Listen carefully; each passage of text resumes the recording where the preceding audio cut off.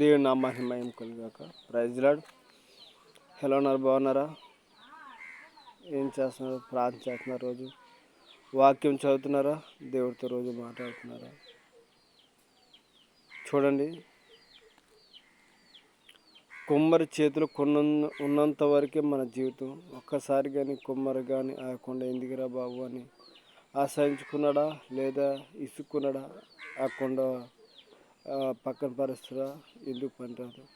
అలాగే మన జీవితం కూడా దేవుని చేతులు ఉన్నంత వరకే మన జీవితానికి విలువ అన్నది, మనకని విలువ ఉంటుంది. మన దేవుని ఒకసారి ఆశ్రయించుకున్నాడా, ద్వేషించుకున్నాడా, మనం ఎందుకు పనికిరాలని అయిపోతాం. దయచేసి ఈ యొక్క మాటలు జ్ఞాపకం చేసుకుని దేవుడికి అనుకూలంగా మారండి, దేవుడి చిత్తానికి అనుకూలంగా మారండి.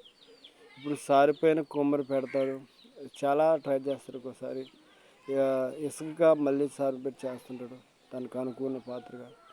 అయితే మనం చేతుల్లో వదగడానికి, చేతుల్లో ఆ యొక్క శ్రమలకైనా, నిందలకైనా, అవమానాలకైనా భరించడానికి సిద్ధంగా ఉండాలి. దయచేసి జ్ఞాపకం చేసుకొని దేవుడికి మహిమకరంగా మారిపోవాలి.